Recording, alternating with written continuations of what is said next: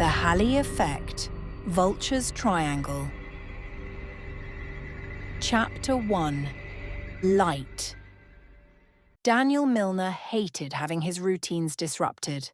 Not even today's events had been enough to make him change his plans. In the morning, he had been ready to take a step that would change his life forever. He was going to propose to his girlfriend, Emily. But things hadn't gone as planned. Emily had dumped him. Now he stood alone on Lingerwood Hill, looking down at the town's lights from above. After proposing to Emily, he had planned to bring her here for a romantic evening. But an unexpected small setback had shattered his plans. That's why he had chosen beer over wine. He angrily uncorked the wine bottle that had been part of the original plan for the night.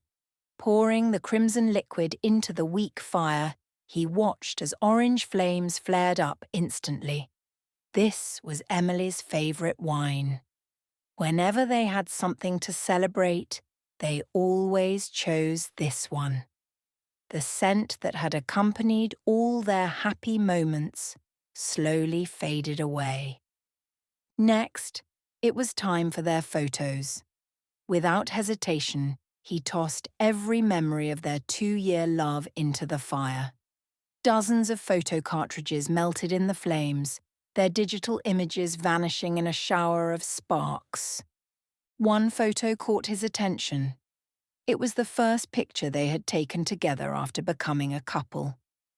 He looked into Emily's emerald green eyes one last time. There was always something in them that drew him in. Her long, dark brown, wavy hair and messy bangs disappeared into the flames. His next victims were a scarf and a beanie, birthday gifts Emily had knitted for him with her own hands. He remembered the day he had received them as if it were yesterday. He had been so happy that in the first few days, he hadn't even taken the beanie off inside the house. His thick, curly hair had become even messier under it, but he hadn't cared in the slightest. Knowing how adorable Emily thought he looked like that had made him even happier. He was quite tall but had a slender frame. Emily had adored his vulnerable appearance and his slightly clumsy yet endearing posture. Back then, he had felt complete with the gifts Emily had knitted for him. Now that same beanie was shrinking in the fire, disappearing into thick black smoke. It was as if the smoke carried all of his anger and disappointment into the sky. By the time he finished his third beer, a slight tingling from the alcohol began to creep into his mind. He lifted his head and looked up at the sky.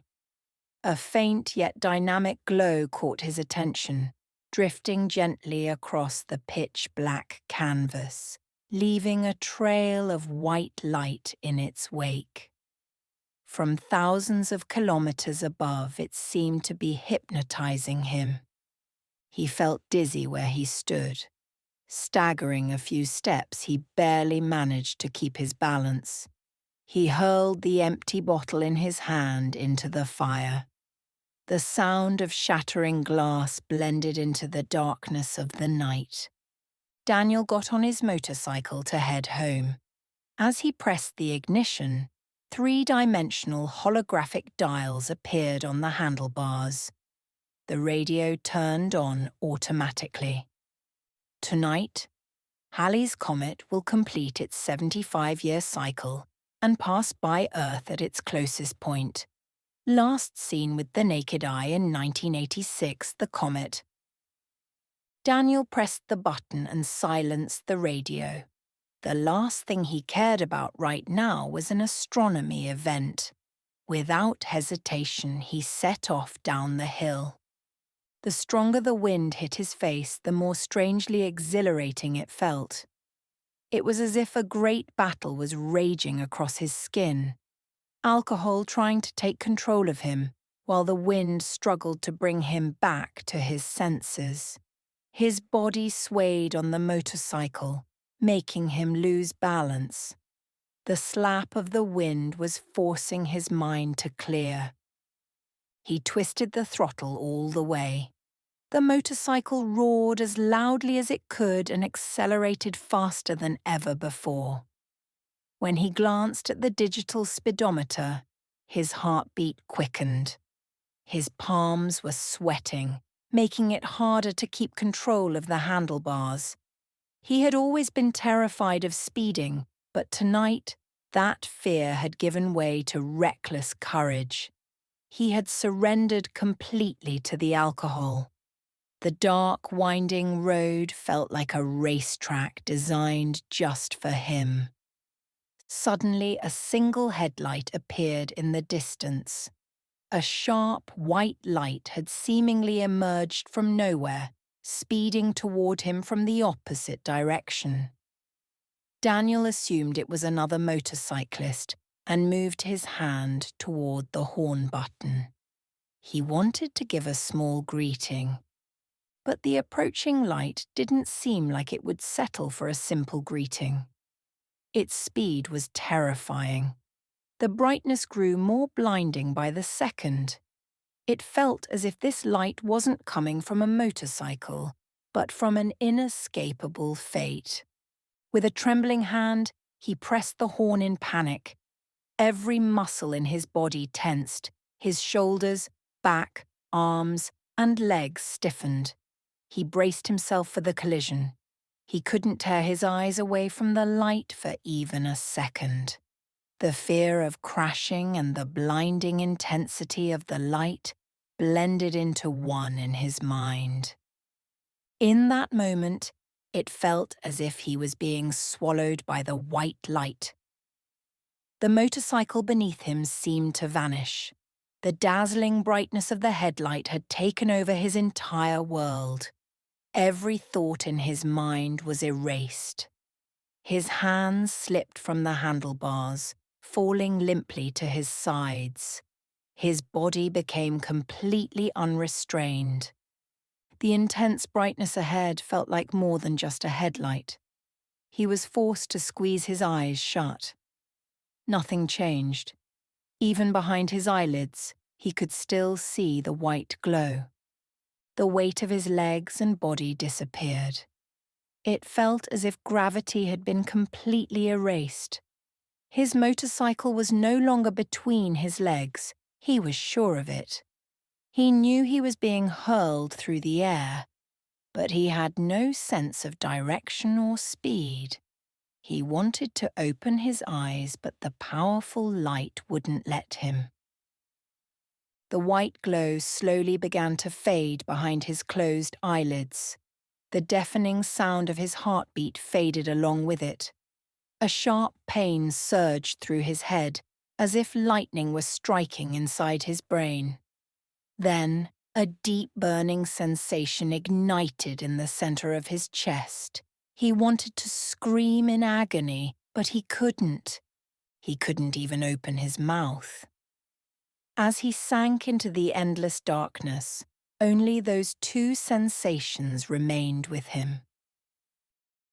When Daniel came to, he inhaled the familiar scent of his room. It had been the worst dream he had ever experienced, a combination of every terrible nightmare. Cold sweat dripped down his forehead. But when he cracked his eyes open to check the time, he came face to face with the fear that had haunted him for 20 years. Darkness. He tried to sit up in bed in a rush. He knew he was in his room, but he couldn't see a thing. "George, come here quick, please!" he shouted, his voice breaking with panic. His entire body trembled as he sat frozen in bed. A few seconds later, George opened the door, his greasy, long hair spilling into the room. The moment he realized the room was dark, he reached for the switch by the door and turned it on. As the light flooded the room, his eyes, accustomed to the darkness, squinted from the sudden brightness. "When did you get home?" he asked, his voice thick with sleep. Relief washed over Daniel now that he could see his surroundings. He let go of the bedsheet he had been gripping tightly. Only after his fear subsided did his mind fully process George's question.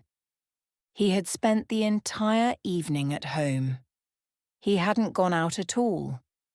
It was the most ridiculous question he had ever heard. As these thoughts ran through his mind, a sharp pain suddenly struck inside his head, like a bolt of lightning. He squeezed his eyes shut, his face contorting in pain. He could only exhale through a deep, strained groan. "Daniel, are you okay?" George asked, curiosity lacing his voice. "I've been calling you all evening. You never answered." The burning pain in Daniel's chest joined the lightning strike inside his head. He could feel every bit of agony from his dream as if it were real. Pressing his hands against his chest, he struggled to catch his breath. "You disappeared after the proposal. Your phone was off," George said as he stepped into the room. "It was awful," Daniel muttered, his physical and emotional pain blending together. He hadn't even gotten the chance to propose before Emily had dumped him. George fixed his curious gaze on Daniel's face, waiting for an explanation. "What happened?" he asked, rubbing his half-sleepy eyes. "She dumped me." Their brief conversation was interrupted by a knock at the door. Midnight had already passed. From George's surprised expression, Daniel could tell he wasn't expecting anyone either. As he wondered who it could be, the lightning bolt striking inside his head forced him to shut his eyes in pain. He let out another strained groan. George turned the corner at the end of the hallway and disappeared from view to answer the door. Daniel could barely make out his friend's voice. The door opened, and George's startled, tense voice echoed down the hall. "Who are you?" The uninvited guest's shadow was nearly twice the size of an average person like George. When Daniel saw the massive man raise a cane, he froze in his bed. "Watch out!" he tried to shout, but his voice was weak with pain. He attempted to get out of bed, but his body refused to obey. The shadow on the wall lifted the cane, and a red light flashed. The brightness forced Daniel to squint. It was just as intense as the light he had seen on his motorcycle. George's shadow collapsed to his knees and remained still. A wisp of smoke seemed to rise from his body and was absorbed into the stranger's cane. At any other time, Daniel's eyes would have widened in fear, but his pain was too overwhelming for him to react. Still, a deep dread settled inside him. As the brilliant red light faded, the sound of the door closing echoed through the entire house. At the end of the hallway, a tall black man appeared. He was incredibly broad-shouldered, his imposing figure nearly filling the doorway. Daniel was nearly 6.5 feet tall, yet when he looked at the man, he realized he was at least 6 to 8 inches taller than him. Contrary to what one might expect, the stranger wasn't overweight. He had a lean, athletic build. He seemed to be in his late 40s or early 50s. His towering height, combined with the fedora on his head, forced him to duck slightly as he stepped through the doorway. Despite the warm summer night, he was wearing a long black overcoat. The intricate, shimmering embroidery and embellishments on it gave him an unusual appearance. Daniel's eyes locked onto the cane in the man's right hand. This wasn't an ordinary cane, nor was it meant for walking. It was rather short in length. At the top, a carved bird's head with piercing red eyes stared back at him. The man gripped the cane just below the bird's head, his massive hands making it look as though he were strangling the creature. Noticing Daniel's gaze, the man spoke. "Vulture," he said, his voice deep and raspy. He pulled the single armchair next to the bed as if it were a tiny stool and sat down. The bird's red eyes slowly faded to white. Daniel wanted to ask who this man was, why he was here, and what he had done to his friend. But the stabbing pain in his head and the burning sensation in his chest wouldn't allow it. And then there was the fear, the overwhelming, suffocating fear. Only a faint groan escaped his lips. "How are your pains?" the man asked. After waiting a few seconds, he realized Daniel wouldn't answer.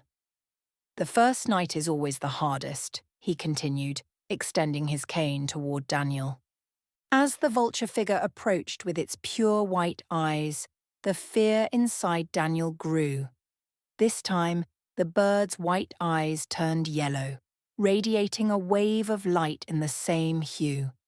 A pleasant warmth spread through Daniel's body. The tension that had stiffened his muscles in fear melted away. He surrendered himself to the sensation of relief. "Good," the man said with a faint smile. "This will be a successful transformation. Painful, yes, but successful." Then he pulled back his cane and sat back down on the small armchair. "You'll be comfortable for a while," he added, leaning back. He adjusted the fedora on his head, placed the cane on the floor and rested it against the armchair. The bird's eyes had now returned to a snowy white. "It will give us enough time to talk." The word transformation had just been added to the growing list of things Daniel wanted to ask about. The unknown gnawed at him. But now the lightning bolts in his head and the fire in his chest had faded into a refreshing calm. His next groan carried a hint of relief. At this point, he wouldn't have minded if this strange man sat in his room for the rest of his life. As the pain subsided, Daniel was finally able to think more clearly. There were so many questions racing through his mind that he didn't know where to start. But one image overshadowed everything else: George's fall. "What happened to my friend?" he asked, the unease in his voice unmistakable. He feared the answer would only terrify him further. The stranger turned his gaze to Daniel. "Don't worry, he's fine," he said in a reassuring tone. He gave a light tap to the vulture figure atop his cane. "He'll be my guest for a while," he added. With every sentence, Daniel's confusion deepened. He had no idea what the man was talking about. "I don't understand," he managed to say, his bewilderment seeping into his voice. "You will, soon enough." "And who are you?" The man straightened in his armchair. "My name is Malcolm Royce Holloway. I will be responsible for your training and development." "Training?" "Tonight you're about to gain some abilities." "Abilities?" Daniel's voice was faint, crushed under the weight of the questions flooding his mind. With each sentence the man spoke, a new mystery unfolded. He was getting lost in the flow of the conversation. "You will no longer have fears. Everything you were once afraid of will become your greatest treasure tonight." This explanation did nothing but add another question to the growing list in Daniel's mind. More than anything, he wanted to know how this was possible. But before he could move his lips to ask, he noticed the man lifting his cane. The vulture figure's eyes suddenly turned green. Sitting in his armchair, Holloway raised his hand. In the air, a green glow flickered to life. Within moments, the light took the shape of a translucent hand, the same size as his own. Daniel's eyes widened. He watched this display of light with a mixture of awe, confusion, and fear. Holloway extended his hand forward. The floating green glow mirrored his every movement with perfect precision. As he brought his fingers together and twisted his wrist, the shimmering light drifted toward the door and turned the switch. The room was instantly plunged into darkness once more. The glowing hand lingered in the air for a few more moments before slowly fading into nothingness. Daniel could only see the green glow flickering within the vulture's eyes. But when that too disappeared a second later, his breath caught. It felt as if shadows were shifting in the darkness, creeping toward him, ready to strike. "What are you doing?" Daniel asked, his voice trembling. "Wait." But Daniel had neither the courage nor the strength to wait. The room had been swallowed by darkness for more than 10 seconds, far beyond the limit of what he could endure. "Please," he pleaded, sinking deeper into the bed. "I said wait." Daniel squeezed his eyes shut. He tried to trick his mind into believing the room wasn't truly dark. "Open your eyes and look at me," Holloway commanded, his voice a deep growl. Like a soldier obeying an order, Daniel immediately opened his eyes and turned toward the voice. If his father had seen Daniel in such an obedient state, he might have felt proud of his son for the first time. For years he had wanted Daniel to become a soldier like him. But it wasn't just a wish, it was a rigid imposition. Daniel's high school years had been shaped by his father's strict discipline and relentless military training. The only person who had ever shielded him from this pressure was his mother. After her death, he could hardly find a moment to breathe. Every day he felt more suffocated. His fear of the dark was another thing that drove his father mad. But what truly broke his father's patience was Daniel waking up from nightmares where he was a soldier, killing people. Eventually his father had come to a conclusion. His son was nothing more than a useless coward. And with that, he had finally abandoned his efforts to shape Daniel into what he wanted. Yet even then, Daniel hadn't gained the luxury of making his own choices in life. The thought of expressing his desire to become a chef, like his mother, was impossible. Instead, he had been forced to submit to yet another of his father's expectations and had enrolled in history at Lingerwood University. "Focus carefully," Holloway continued, his voice echoing through the darkness. "Focus on where I am, and forget the darkness. It is not an obstacle for you." Daniel had no other choice. He felt compelled to do as he was told. Squinting, he kept staring into the darkness. But naturally, he couldn't see a thing in the pitch black. "Don't lose focus," Holloway said, his voice carrying a mix of patience and firmness. "Suppress the fear inside you. Start by recalling the last thing you saw. Picture me sitting here just before the lights went out." Daniel quickly scanned his mind, trying to recreate Holloway's last appearance before the room was plunged into darkness. But his fear kept him from concentrating. He shook his head. "Everything looks the same." Rushing won't get you out of this any faster, Holloway said from the shadows. If you truly focus, you'll see that something has changed. Daniel took a deep breath. Trying to calm himself, he focused on recalling every detail of Holloway. The thin goatee, the strange embroidered overcoat, the vulture-headed cane, the leather boots. He visualized them all, as if capturing a photograph in his mind. Then, the colors in the image began to fade, sinking into the darkness. The shadows that had seemed ready to attack him moments ago now started forming the scene in his mind. But something was missing. Holloway's fedora. He couldn't complete that detail. He was sure he had seen the man adjust it while sitting. The hat? The fedora? You were wearing a hat.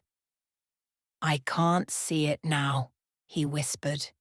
If you can't see it, then it isn't there. The largest shadow in the grayscale image moved. Within the darkness, it was barely more than a faint silhouette. A long arm reached down beside the armchair, picked up the fedora, and placed it atop the figure's head. Your sight will develop, Holloway said as he stood. By the time we're done, the darkness will be your greatest weapon. Daniel tried to follow Holloway's movements with his eyes. Though the man's motions were still like a faint flickering video within the pitch black, they were now visible. The meaningless, shapeless void had taken form. He could make out the stack of books on his desk.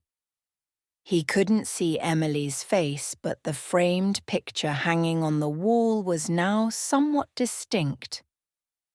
The moment he thought of Emily, it felt like a knife had stabbed through his heart. His mind dragged him back to the morning of this very day. That morning, Daniel had waited by the banks of the Roslinger River, where he and Emily had first met. Everything was prepared in advance for the proposal. The ring box sat in his pocket. His friends, led by George, were waiting on the opposite shore. The moment he got down on one knee, a photon display in the sky was set to project the words, "Will you marry me?" Emily arrived and sat beside him, her tension visible even from 100 meters away. "Daniel," she began. The distant tone of her voice and the cold look in her eyes made it immediately clear. Something was wrong. This wasn't how he had imagined the moment at all. She hadn't hugged him, hadn't kissed him. Instead, she just sat there rigid and distant. He chose to stay silent, watching her intently. "The sooner the better. We can't go on. We have to break up," she said, her voice steady, not even the slightest tremor of hesitation. It felt as if he had been nailed to the bench, a crushing weight pressing down on his chest. He had heard the words, but his mind refused to process them. Every plan collapsed in an instant. The sentence she had just spoken felt like a knife stabbing into his heart. She broke the silence once more, making it clear she had no intention of dragging out the farewell. "Goodbye," she said before rising from the bench and walking away without looking back. As the memories of the morning faded from his mind, a sharp pain stabbed into his head. The burning sensation in his chest returned just as quickly. He winced, letting out a deep groan. Everything had reset the moment Holloway left. I wish he had stayed, he thought. He wondered what had happened to George. Struggling to get out of bed, he quickly realized his body was too weak. His head fell back onto the pillow. "George!" he called out, but his voice was so faint that even he could barely hear it. He lay there in the darkness, restless, yet not uncomfortable enough to scream.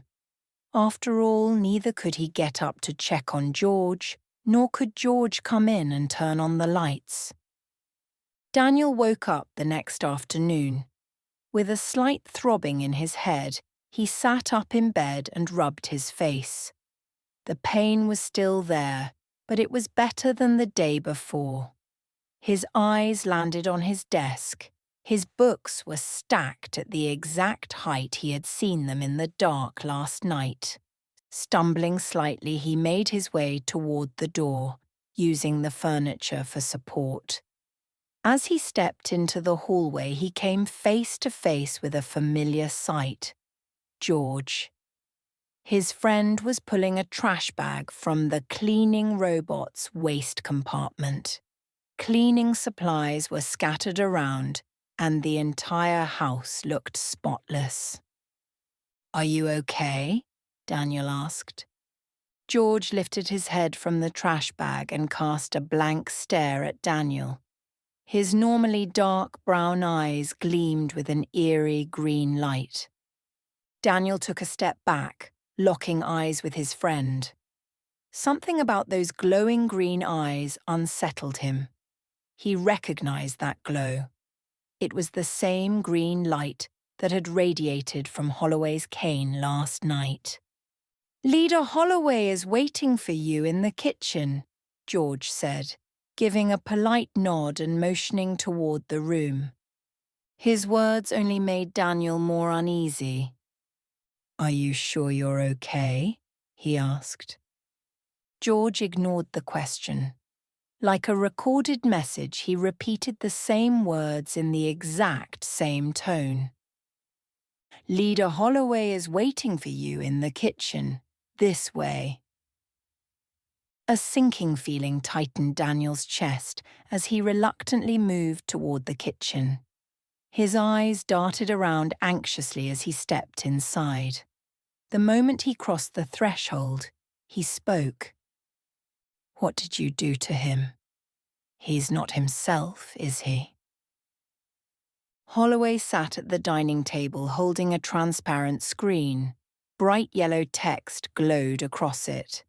"No, he's not," he replied quickly, sounding completely indifferent to George's condition. "How are you feeling?" "Better than yesterday," Daniel answered.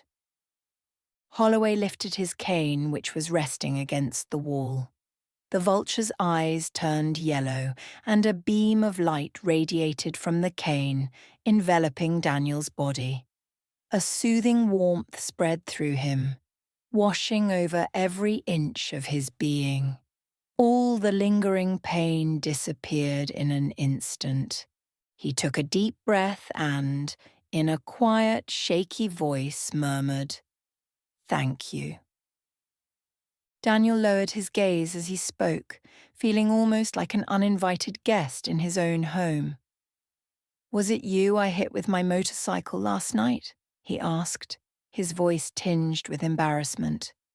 "You didn't hit anyone," Holloway replied with absolute certainty. His tone was so resolute that it left no room for doubt. Daniel didn't respond. Instead, he sat down on the chair, glancing at Holloway with a slight sense of relief. He wanted to know more. Holloway let out a deep breath and set the glowing tablet in his hands onto the table. As the lights on its surface faded, all that remained was a transparent, glass-like rectangle. "It was stardust," he said in a calm tone. "You didn't crash into anything physical." Daniel straightened in his chair, his full attention now on the man across from him. Holloway continued. "That light was stardust that had broken off from Halley's Comet," he said. "In reality, it collided with you." Daniel quickly interrupted. "It came straight at me," he said, his voice panicked. as if trying to prove his innocence. "Because it needed to enter a living body," Holloway answered. "But that's not what matters. What matters is what you are going to transform into." Transform? Daniel was starting to feel like he had last night. Every answer only left him with more questions. Just like how you learned to make sense of your surroundings in the dark last night, if you train, you'll be able to see in complete darkness. What kind of training? One where you'll confront your fears, but by the end of it, you won't have a single fear left. You will be the one others fear.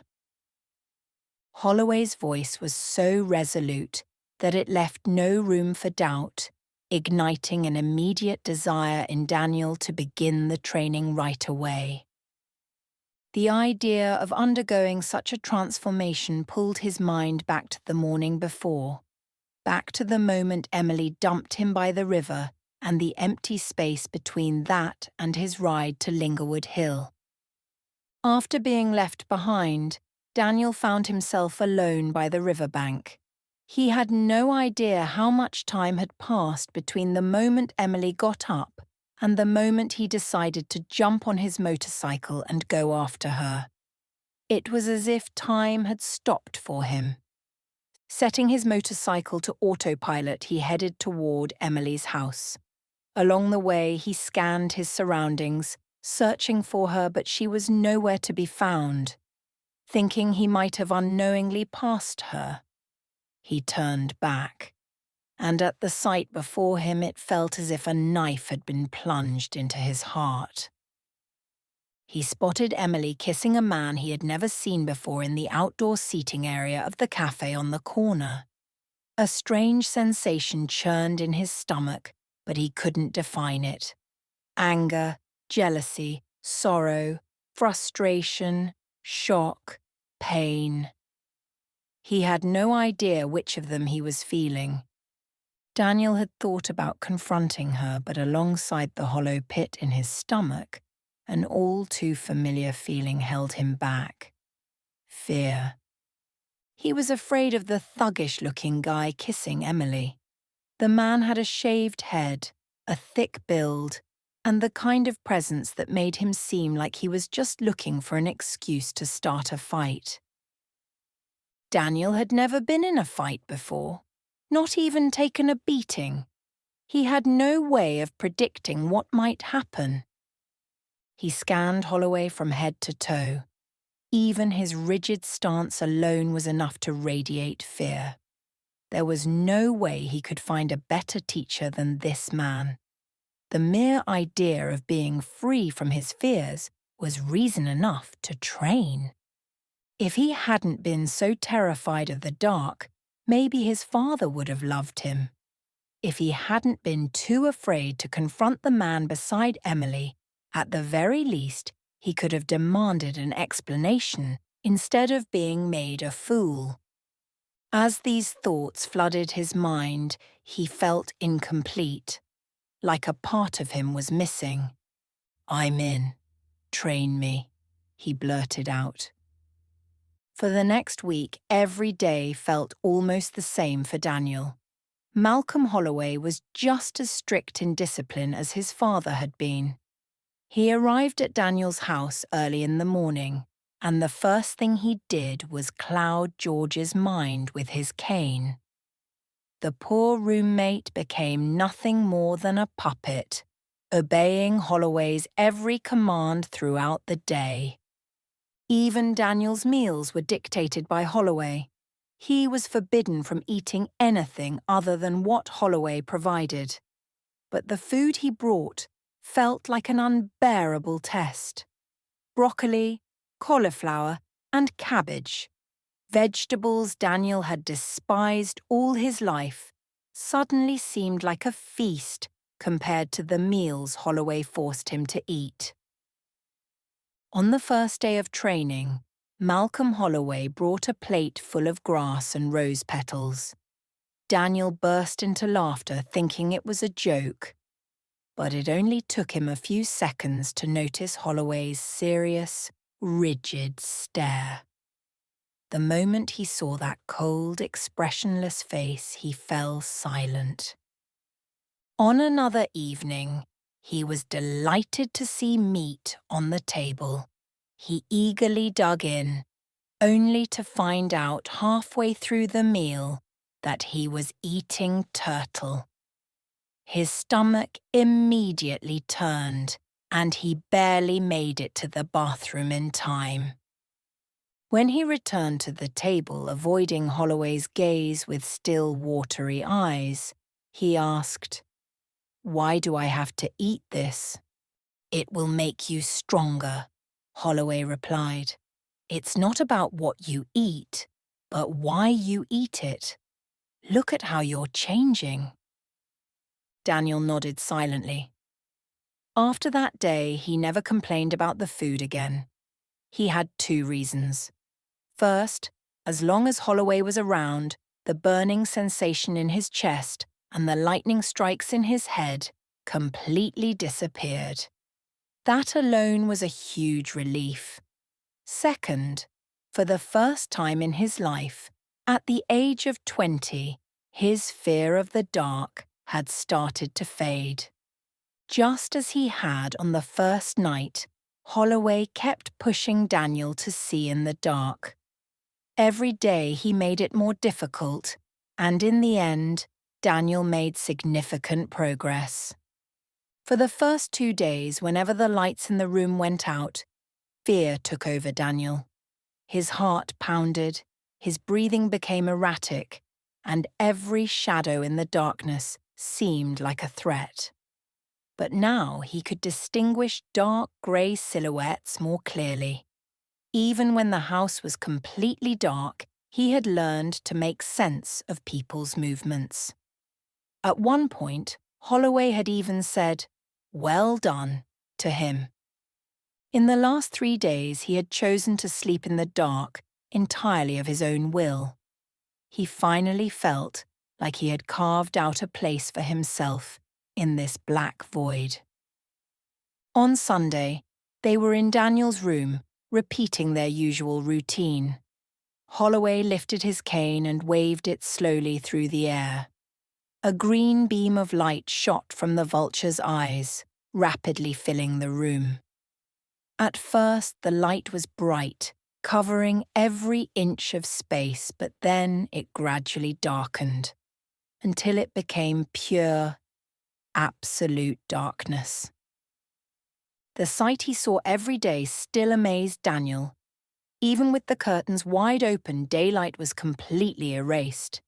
He still couldn't grasp how Holloway managed to create this darkness. "How do you feel, Daniel?" Daniel's heart was beating a little faster than usual. "Tense," he admitted. "But you're not panicking." "No." "Good," Holloway said, pleased. "Now, how do you see your surroundings? Is everything still just dark grey silhouettes?" Daniel glanced around his room. On the first day, he could only make sense of what was happening through grey silhouettes in the pitch black. But with each passing day, those silhouettes had grown sharper. "It's different," Daniel said quickly. His voice carried a hint of excitement. His perception of darkness had shifted once again. He turned in place, scanning every corner of the room. "It's like an old black and white film." "Very good, Daniel. It'll improve even more soon." Holloway swung his cane toward the floor. The cloud of darkness that had filled the room rapidly shifted to green before being drawn back into the vulture's glowing eyes. Suddenly, the black and white film in Daniel's vision exploded into full color. Only now did he realize that he had actually been seeing everything correctly, even in the darkness. "Once you develop a little more, you'll see like this in the dark too," Holloway said in a calm voice. He slowly sat on the bed, locking eyes with Daniel. I believe there's more to you, but I can't train you here any longer. I have to take you home, he added. Daniel parted his lips as if to say something, but Holloway didn't give him the chance. Fear of the dark is something almost everyone has, but you will be trained to uncover something more, to be different from the rest, he said. Daniel lowered his head, weighing the pros and cons of Holloway's offer in his mind. He could end the training here, sleep in the dark, and move on with his life. But once Holloway left, there would be no one to ease his pain.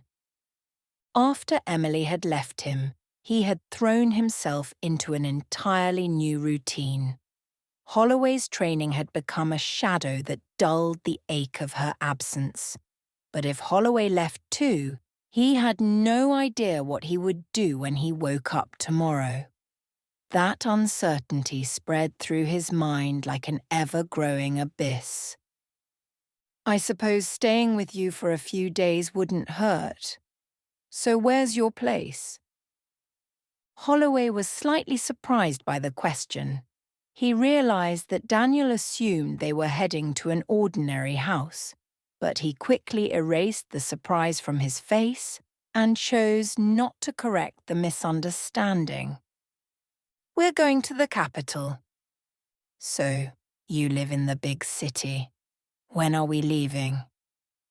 Tomorrow, Holloway answered, short and to the point.